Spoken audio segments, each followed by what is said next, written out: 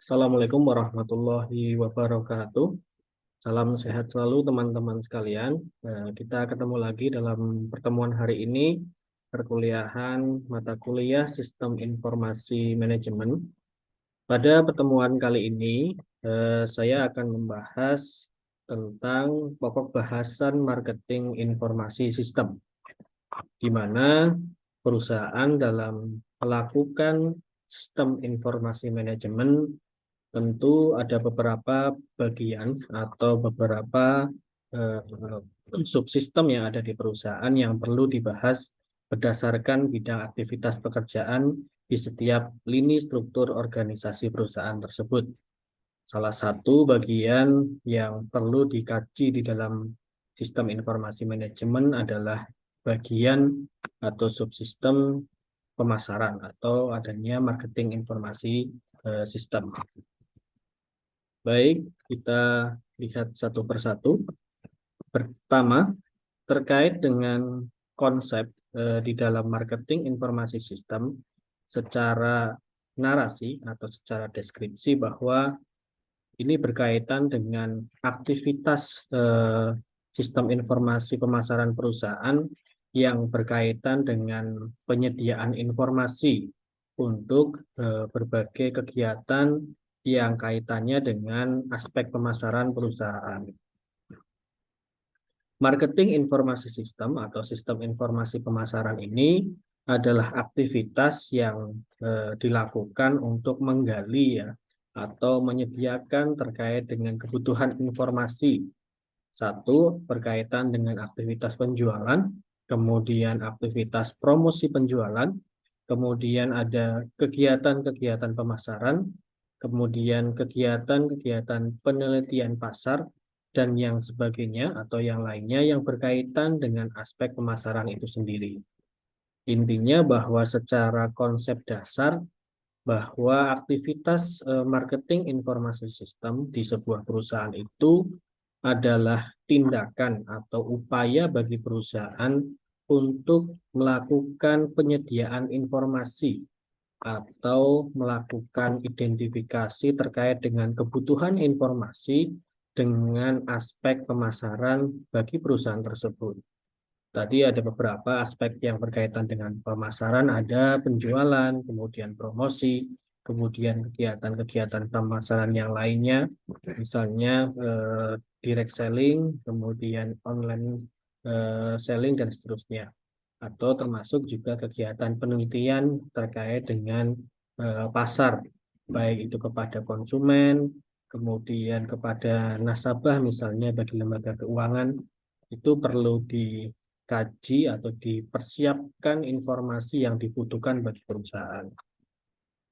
Kemudian yang berikutnya, secara definisi bahwa aktivitas marketing informasi sistem ini adalah suatu sistem yang berbasis komputer yang bekerja sama dengan sistem informasi fungsional lainnya untuk mendukung manajemen perusahaan dalam menyelesaikan masalah yang berhubungan dengan pemasaran produk perusahaan.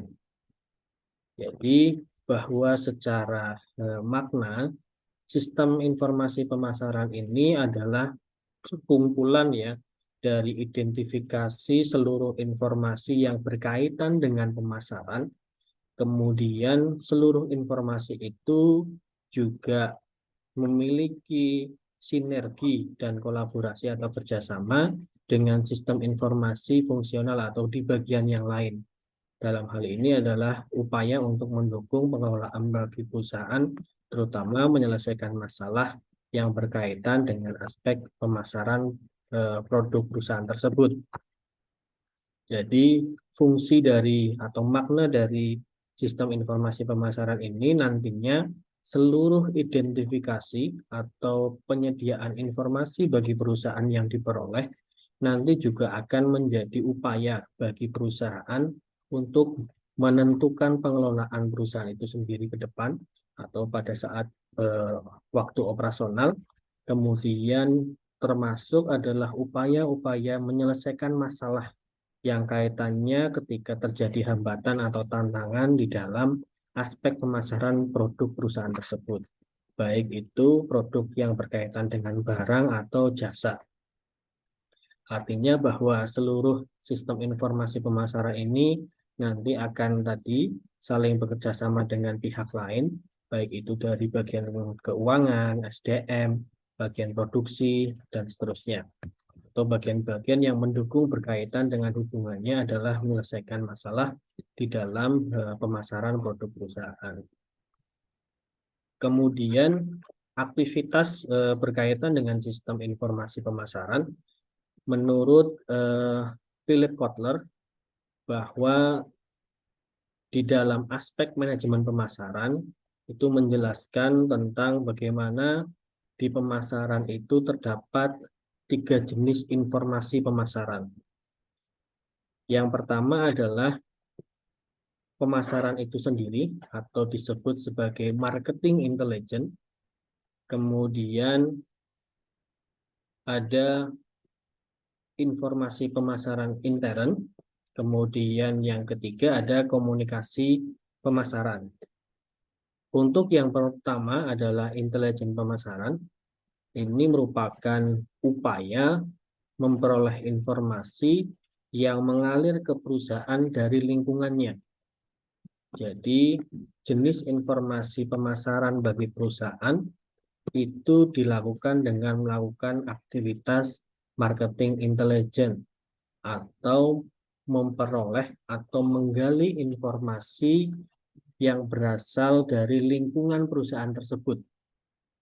Ya, jadi pihak-pihak yang bermitra dengan perusahaan tersebut.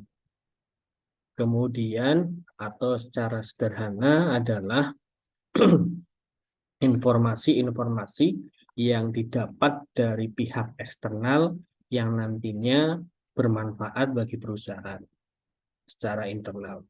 Kemudian yang kedua, jenis informasi pemasaran yang kedua menurut Kotler adalah informasi pemasaran intern. Ini merupakan internal marketing informasi yang merupakan bagian upaya perusahaan untuk menggali informasi yang bersumber dari internal perusahaan itu sendiri. Jadi perusahaan itu melakukan identifikasi atau melakukan pencarian informasi hal-hal yang berkaitan dengan permasalahan atau hal-hal menjadi tantangan yang ada di dalam internal perusahaan itu sendiri. Kemudian yang ketiga adalah komunikasi pemasaran. Komunikasi pemasaran ini merupakan jenis informasi yang diperoleh dari pihak luar, ya, dari pihak luar perusahaan yang mana berkaitan dengan perusahaan itu sendiri, kemudian memiliki dampak pengaruh kepada lingkungannya. Jadi ada 3 aspek di dalam komunikasi pemasaran, yaitu informasi dari luar perusahaan, kemudian informasi yang ada di dalam perusahaan, dan yang ketiga adalah informasi yang ada di lingkungan perusahaan itu sendiri. Jadi diperoleh bukan hanya dari internal dan eksternal, tapi dari kedua-duanya. Dari penggalian informasi dari aspek pihak luar perusahaan tersebut, kemudian termasuk informasi yang diperoleh dari internal perusahaan tersebut. Itu 3 jenis informasi pemasaran yang menurut Philip Kotler adalah beberapa hal yang nantinya mendukung di dalam aktivitas manajemen informasi pemasaran bagi perusahaan. Kemudian di dalam aktivitas sistem informasi manajemen pemasaran atau marketing informasi sistem model ini ada bagian yang tersusun bahwa ada aliran informasi yang dibutuhkan atau identifikasi termasuk database yang akan dihimpun berdasarkan model di dalam marketing informasi sistem. Itu secara umum ada dibagi 3. Yang pertama adalah input subsystem, kemudian database, dan output subsystem. Berkaitan dengan input subsistem di dalam marketing informasi sistem ini, terdapat dua komponen yang secara umum digali bersumber dari internal, yaitu adalah accounting informasi sistem. Kemudian yang kedua adalah marketing research subsystem. Kemudian yang berkaitan dengan aspek sumber lingkungan perusahaan atau mungkin dari eksternal perusahaan itu sendiri, itu bisa dilihat dari aktivitas marketing intelligence subsystem. Ketiga komponen input ini nanti merupakan identifikasi atau penggalian informasi bagi perusahaan untuk mendapatkan kebutuhan informasi yang diinginkan. Nanti seluruh informasi tersebut dikumpulkan dalam bentuk database yang nantinya akan diolah dalam bentuk pengambilan keputusan, kemudian atau program atau perencanaan atau kegiatan dan seterusnya yang nantinya diperuntukkan dalam bentuk output subsistem di dalam marketing informasi sistem ini. Berkaitan dengan hasil atau output yang nanti akan disampaikan atau digunakan berdasarkan identifikasi informasi tersebut, ada beberapa hal yang dilakukan di dalam marketing informasi sistem ini. Yang pertama adalah seluruh input yang tadinya diperoleh kemudian diperuntukkan untuk pengambilan kebijakan berkaitan dengan produk. Kemudian yang kedua adalah berkaitan dengan place atau tempat. Kemudian yang ketiga ada promotion atau promosi. Kemudian yang keempat adalah price atau harga. Kemudian yang kelima adalah integrated mix subsystem. Dari output ini nanti memiliki kebijakannya masing-masing terkait dengan beberapa hal yang dalam tanda kutip sebagai bentuk upaya di dalam strategi manajemen pemasaran perusahaan. Khususnya adalah tadi di awal saya sampaikan bahwa upaya marketing informasi sistem ini adalah memecahkan permasalahan-permasalahan yang terjadi atau kendala atau tantangan yang terjadi di dalam manajemen pemasaran sebuah perusahaan. Khususnya adalah menciptakan sesuatu hal dari informasi yang didapat untuk menghasilkan inovasi atau menghasilkan pengembangan atau perbaikan-perbaikan dan seterusnya. Kita lihat satu persatu di setiap komponen. Tadi di sisi komponen input ada namanya Accounting Informasi System atau AIS.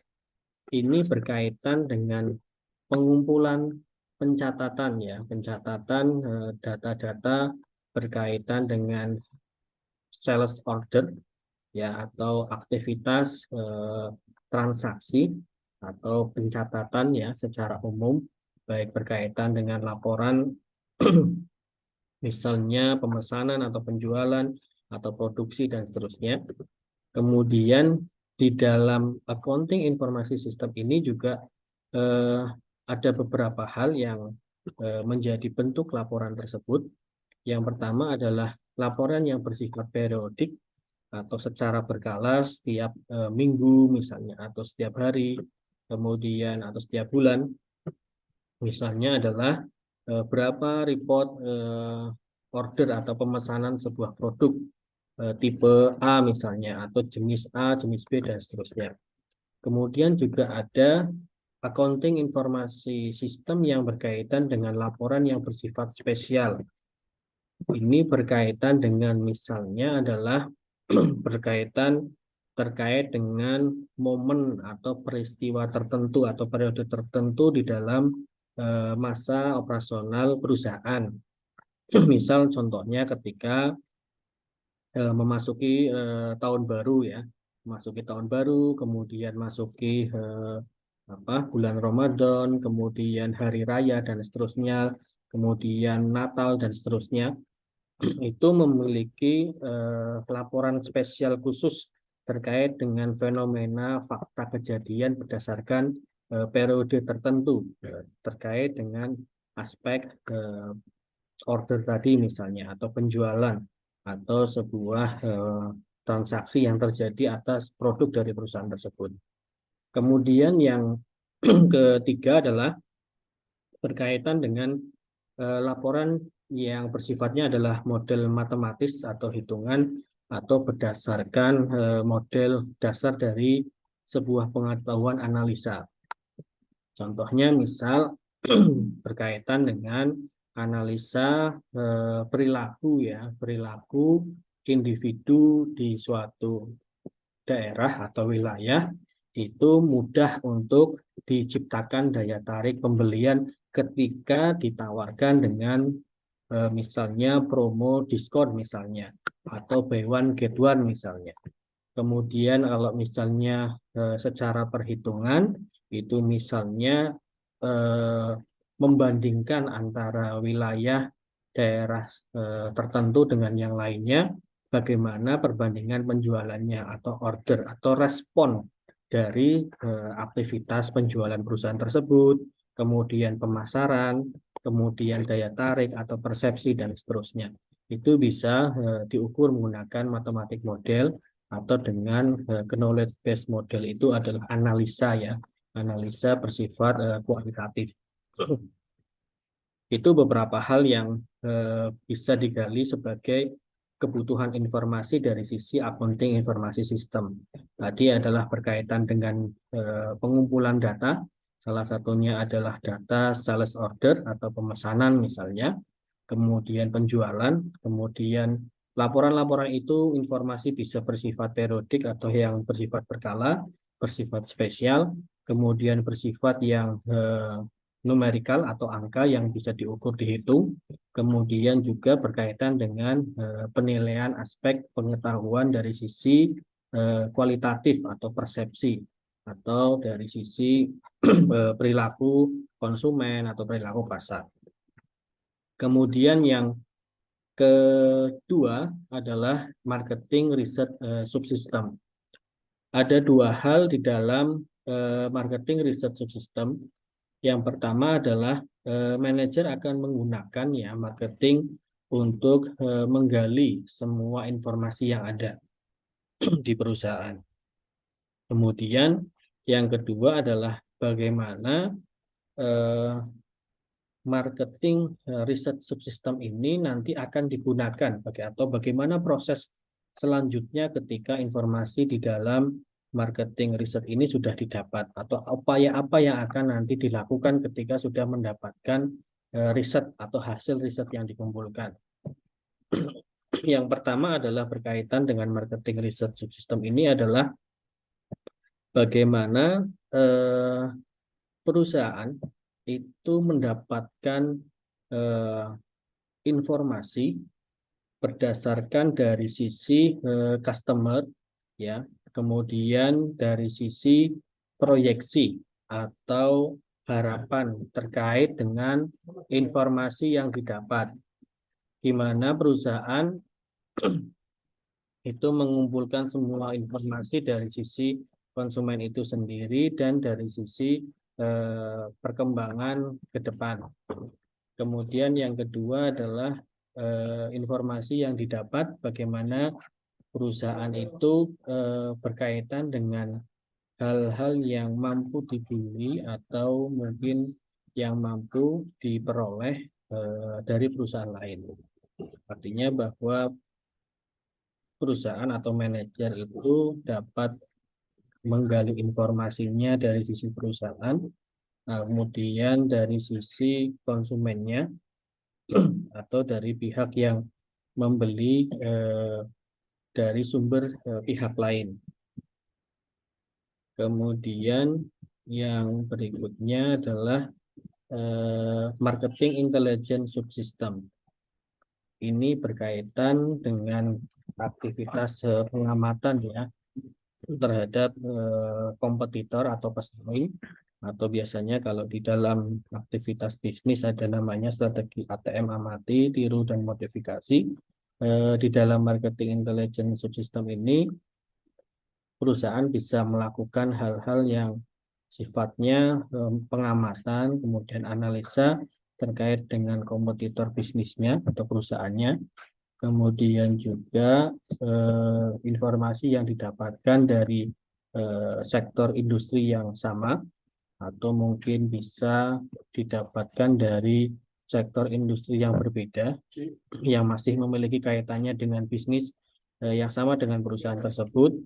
Kemudian yang berikutnya adalah berkaitan dengan bagaimana intelijen subsistem ini saling berhubungan antara bagian satu dengan yang bagian yang lainnya. Jadi misalnya kalau berkaitan dengan produksi, misal bagaimana marketing intelijen menggali siapa penyedia bahan baku dari pihak kompetitor misalnya. Kemudian siapa dari pihak kompetitor yang menyediakan mekanisme pembiayaan atau pembayaran dan seterusnya. Itu salah satu upaya untuk menggali informasi dari sisi intelijen marketing. Kemudian yang berikutnya itu berkaitan dengan output yang nantinya dihasilkan di dalam marketing informasi sistem ini. Tadi ada produk, kemudian ada price, place, kemudian ada promosi, kemudian juga ada integrated mix. Untuk yang pertama ada produk subsystem. Ini berkaitan dengan dukungan dalam pengembangan sebuah produk. Yang pertama adalah ada 4 tahapan ketika menggali informasi dari sisi produk ini. Yang pertama, bagaimana produk itu dikenalkan, kemudian bagaimana responnya, misalnya informasi yang didapat, kemudian bagaimana pertumbuhan yang diperoleh ketika produk itu setelah dikenalkan atau dipasarkan atau dijual kepada pasar. Kemudian yang ketiga, ada fase maturity atau kedewasaan berkaitan dengan tadi kalau produk itu sudah tumbuh, berkembang, bagaimana cara mempertahankannya. Kemudian yang keempat adalah berkaitan dengan apakah produk itu nantinya akan digantikan dengan inovasi produk lain atau ada pengembangan produk yang dilakukan dari produk sebelumnya. Kemudian berkaitan dengan produk subsistem ini, perusahaan perlu melakukan penggalian informasi, terutama dari sisi bagaimana tadi mengenalkan produk tersebut, kemudian apa yang perlu disiapkan dari strategi produk perusahaan, kemudian termasuk bagaimana ketika ada kebijakan bahwa produk itu akan dihilangkan atau diganti dengan produk baru atau inovasi yang dilakukan oleh perusahaan. Kemudian yang berikutnya adalah place subsystem. Ini berkaitan upaya menggali kebutuhan informasi dari pihak-pihak yang memiliki kaitan dengan aktivitas distribusi ya bagi perusahaan tersebut. Jadi harapannya bahwa perusahaan menggali informasi agar aktivitas distribusinya itu tidak terlalu pendek atau tidak terlalu panjang.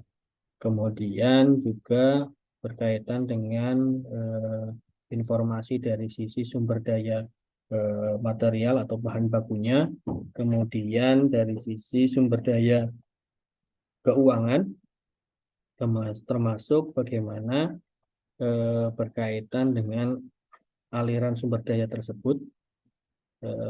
Kemudian yang berikutnya adalah umpan balik atau feedback yang didapat ketika mendapatkan informasi dari berbagai sumber daya yang ada tadi. Kemudian yang berikutnya adalah juga feedback informasi yang diperoleh dari konsumen. Kemudian yang terakhir adalah terkait dengan place subsystem. Itu bisa dilakukan penggalian informasi melalui electronic database information atau menciptakan pengumpulan data secara elektronik dari para konsumen, atau dari distributor atau mungkin dari pihak-pihak yang bermitra dengan perusahaan tersebut masing-masing. Kemudian yang berikutnya adalah promotion subsystem. Ada 3 hal yang nantinya akan digali atau dilakukan untuk mendapatkan informasi. Yang pertama adalah berkaitan dengan advertising atau periklanan. Kemudian yang kedua adalah upaya informasi dari sisi personal selling. Kemudian yang ketiga adalah aktivitas sales promotion.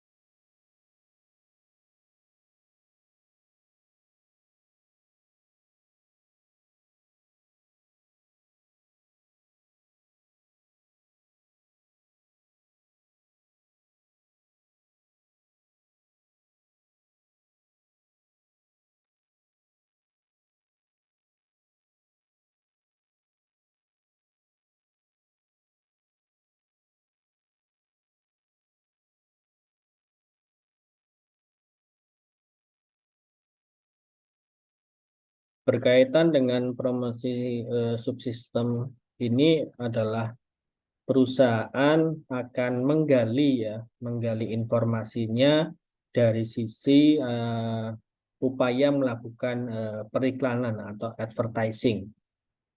Jadi berdasarkan informasi yang diperoleh dari sisi input tadi, maka perlu ada kebijakan yang diambil untuk melakukan periklanan misalnya. Apa yang nanti akan dilakukan dari sisi promosi adalah periklanan. Kemudian apa yang akan dilakukan dari sisi personal selling. Kemudian yang ketiga adalah dari sisi sales promotion atau promosi penjualan. Dari ketiga komponen ini perlu ada kebijakan-kebijakan masing-masing di antara ketiga kegiatan tersebut berdasarkan seluruh komponen informasi yang diperoleh dan ketentuan dari pengambilan keputusan oleh manajer pemasaran tersebut bagi setiap perusahaan. Kemudian kalau dari ketiga ini misalnya adalah ketika melakukan advertising maka akan ada identifikasi metode advertising yang tepat misalnya untuk salah satu produk A misalnya, kemudian advertising untuk produk B, C dan seterusnya. Jadi ada mungkin perbedaan metode advertising di setiap produk misalnya, atau mungkin ada perbedaan metode advertising di setiap wilayah tertentu misal, atau di setiap daerah tertentu yang dibagi dalam klasifikasi atau klaster dan seterusnya misalnya. Kemudian termasuk bentuk metode atau cara personal selling, kemudian juga termasuk bagaimana promosi penjualan yang dilakukan, apa menggunakan diskon atau menggunakan reward tertentu, misalnya kupon, atau misalnya dengan door prize dan seterusnya. Itu disesuaikan dengan tadi ya informasi yang didapat, kemudian nantinya dimanfaatkan untuk kebijakan aktivitas promosi. Kemudian yang berikutnya adalah pricing atau berkaitan dengan kebijakan harga. Secara umum untuk pricing subsistem ini melihat dengan 2 aspek pendekatan. Yang pertama adalah penentuan harga atau pricing itu bisa dilihat dari biaya dasarnya atas aktivitas yang dilakukan secara umum. Jadi ketika memproduksi sebuah barang, berapa biaya yang dihabiskan. Kemudian dari situ perusahaan akan menentukan besaran biaya dari atau harga dari sebuah produk. Kemudian yang kedua, pricing itu ditentukan melalui demand base atau berdasarkan dasar dari permintaan. Jadi semakin meningkat ya kalau perusahaan terdapat produk yang pesanannya itu meningkat, biasanya penentuan pricing atau harganya itu akan lebih murah dibandingkan dengan yang secara umum. Jadi penentuan harga itu bisa dilihat dua pendekatan, yaitu pendekatan dari dasar biaya yang secara umum dilakukan atau berdasarkan dari seluruh komponen aktivitas biaya yang dikeluarkan dari menghasilkan sebuah produk, atau yang kedua adalah pendekatan dari sisi aspek permintaan dari pesanan produk tersebut misalnya. Jadi kalau misalnya pesan satuan itu misalnya harganya 100.000 misal. Tapi kalau pesan satu lusin, dua lusin dan seterusnya harganya dipotong menjadi misalnya 90.000 atau 80.000 misal. Ada penentuan harga yang berdasarkan pesanan tadi. Itu berkaitan dari aspek penentuan harga. Kemudian yang berikutnya adalah dari integrated mixed subsystem.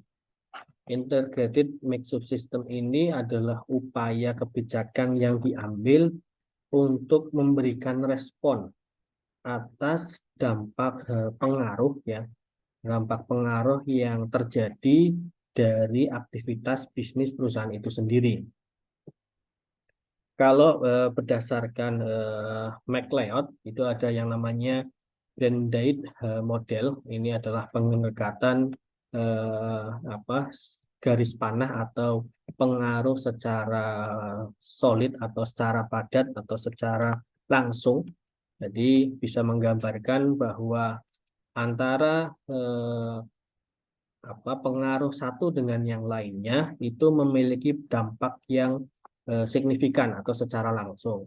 Atau mungkin yang kedua adalah pengaruh yang tidak langsung atau dalam bentuk dash arrow atau garis terputus-putus. Ini merupakan hasil dari respon dari pihak-pihak yang memiliki kaitan dengan perusahaan tersebut.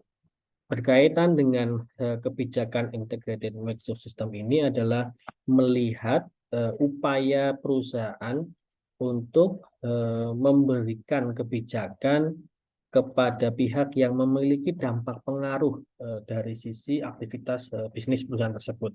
Salah satunya adalah lingkungan, kemudian ada retailer atau mungkin adalah pengecer ya, kemudian juga yang nantinya akan berdampak pada konsumen. Pengaruh ini misalnya adalah bagaimana bisa dilihat ada pengaruh secara individu atau pengaruh secara kombinasi. Ya, misalnya adalah kalau di lingkungan perusahaan, kemudian misal terkaitan dengan bahan baku misal. Terjadi kendala bahan baku atau mungkin terjadi media pemasaran yang kurang efektif, kemudian bagaimana dampak pengaruhnya secara individu dari sisi konsumen masing-masing. Atau mungkin secara kombinasi dampak dari lingkungan termasuk dari agen atau retailer tadi. Kalau terjadi hal-hal hambatan dari sisi lingkungan atau retailer, bagaimana dampak secara langsung kepada konsumen. Kemudian juga yang berikutnya ada dampak yang tak terduga atau pengaruh yang tak terduga. Misalnya seperti yang terjadi dalam kurun waktu 2 tahun terakhir ini adalah terjadinya pandemi. Ini merupakan dampak pengaruh tak terduga ya bagi setiap perusahaan bisnis, bagaimana di fase pandemi itu banyak hal-hal yang berdampak, terutama aspek penjualan, bagaimana mekanisme pemasarannya, termasuk kendala kegiatan atau mobilitas dari individu juga terbatas. Itu juga merupakan faktor-faktor pengaruh yang tak terduga di dalam aspek pemasaran bisnis atau di dalam aktivitas operasional perusahaan bisnis. Jadi integrated mixed system ini adalah melihat bagaimana upaya kebijakan yang diambil agar pengaruh lingkungan, kemudian pengaruh retailer atau agen itu memiliki dampak positif kepada konsumen, termasuk upaya pengaruh yang nantinya juga bagi perusahaan itu sendiri.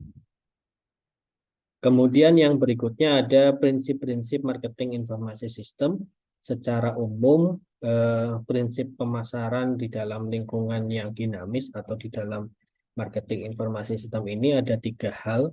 Yang pertama adalah penciptaan, kemudian yang kedua pendistribusian, kemudian ketiga adalah promosi dan penentuan harga barang, jasa, dan gagasan. Yang pertama adalah prinsip marketing atau pemasaran dalam aspek bisnis lingkungannya adalah melakukan penciptaan. Artinya menciptakan aspek kebijakan, kemudian aspek strategi ya, kemudian termasuk penciptaan sebuah inovasi atau kreativitas yang dalam hal ini mampu eh, menciptakan sesuatu hal yang berbeda dengan kompetitor misalnya, atau menciptakan pengembangan bisnis atau menciptakan metode pemasaran yang bervariasi dan seterusnya. Kemudian terkait dengan pendistribusian itu juga perlu diperhatikan bagaimana upaya bahwa produk yang dihasilkan, bagaimana cara memasarkannya, menjualkan, mengenalkan, kemudian termasuk strategi distribusi di antar daerah, di antar pasar atau konsumen itu perlu ada beberapa prinsip yang ditentukan dalam aspek pendistribusian.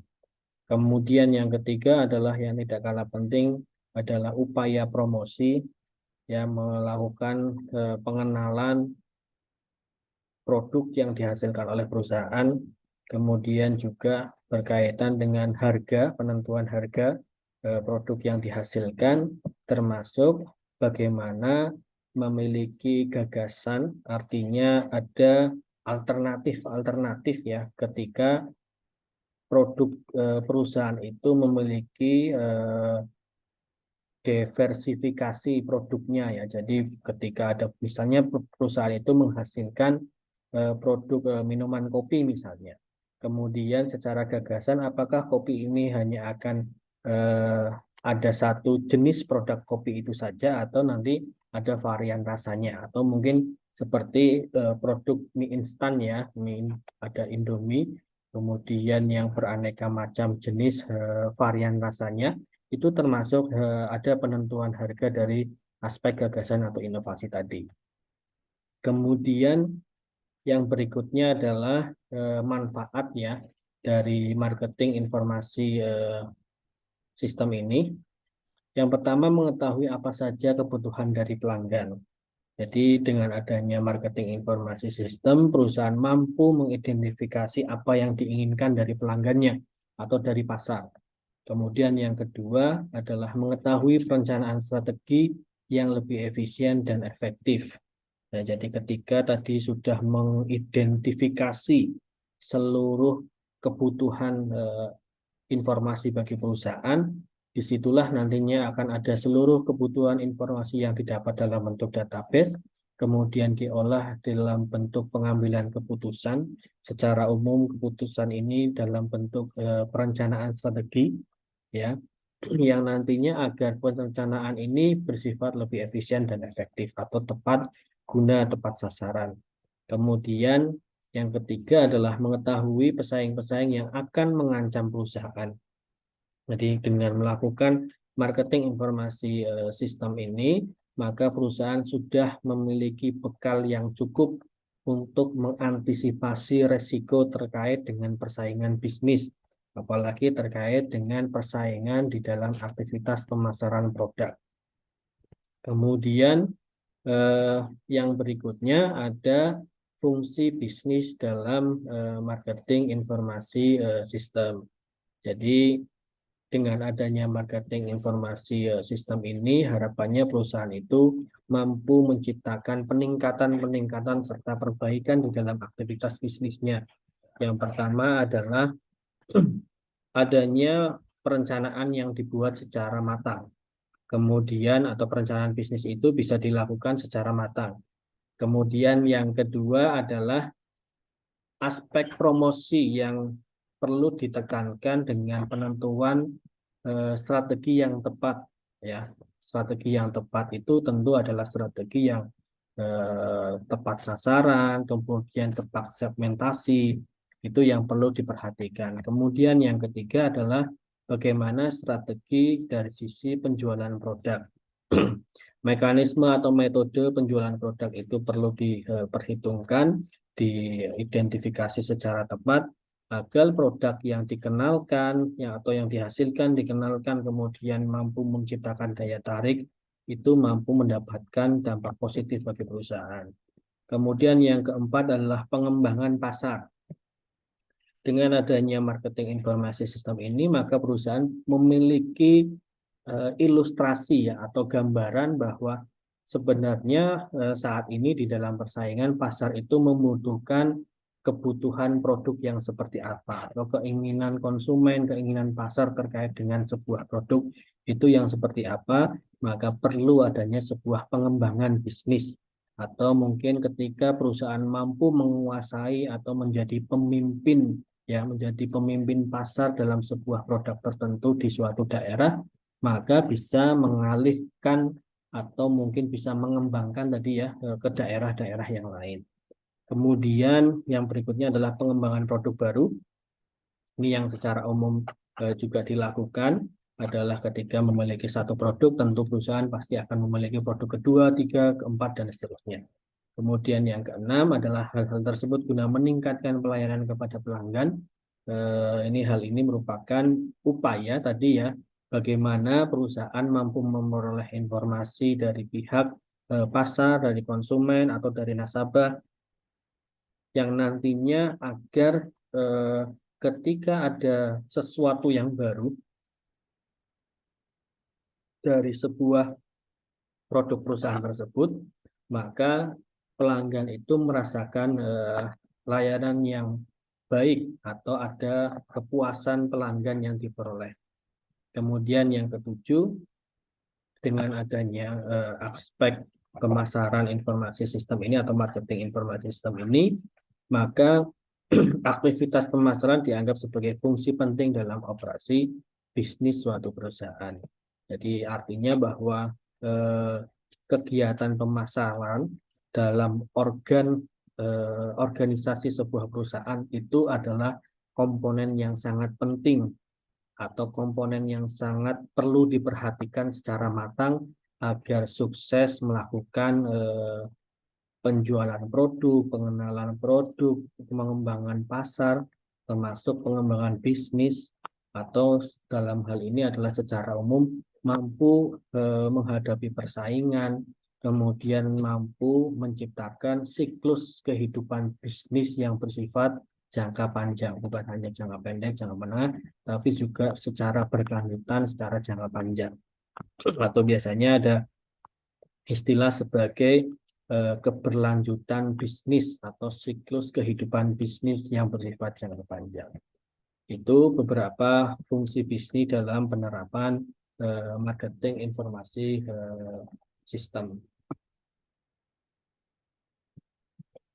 Baik, teman-teman sekalian, mungkin itu yang dapat saya sampaikan berkaitan dengan materi hari ini adalah marketing informasi sistem. Intinya adalah satu, tadi perusahaan perlu melakukan yang namanya manajemen informasi sistem pemasaran, karena perusahaan itu harus mampu mengidentifikasi kebutuhan informasi dari pihak eksternal, baik itu berkaitan dengan konsumen atau pasar, kemudian pihak mitra, ya, kemudian yang kedua adalah kebutuhan informasi internal yang nantinya diperuntukkan untuk pihak eksternal. Kemudian tadi ada beberapa langkah yang dilakukan untuk menggali di dalam marketing informasi sistem. Ada accounting, ya, accounting informasi subsistem. Kemudian ada marketing research system.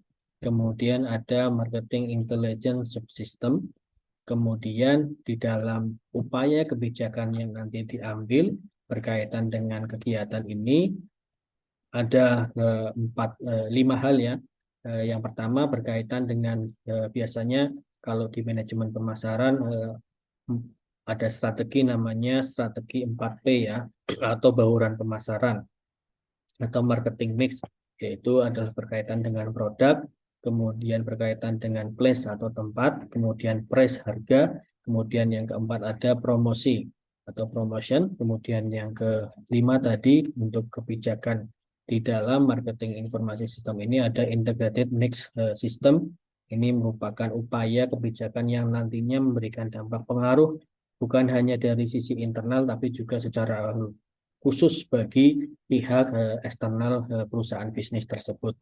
Dan harapannya adalah ketika perusahaan mampu menerapkan, mengimplementasikan marketing informasi sistem ini secara baik, secara optimal, maka tadi kuncinya adalah mampu mencapai tujuan siklus kehidupan bisnis menjadi lebih baik, lebih berkembang, dan menciptakan pemimpin pasar di dalam industri bisnis tersebut. Baik, teman-teman sekalian, mungkin itu yang dapat saya sampaikan untuk pertemuan hari ini di dalam mata kuliah Sistem Informasi Manajemen. Pokok bahasan berkaitan dengan marketing informasi sistem. Terima kasih atas waktu dan perhatiannya. Jika ada pertanyaan atau hal-hal yang belum jelas, silakan bisa ditanyakan nanti di forum chat si Akad. Silakan bisa memanfaatkan fasilitas chat di forum kelas si Akad. Nanti insya Allah akan saya jawab di situ. Saya akhiri untuk pertemuan hari ini. Terima kasih atas waktu dan perhatian teman-teman sekalian. Salam sehat selalu. Wassalamualaikum warahmatullahi wabarakatuh.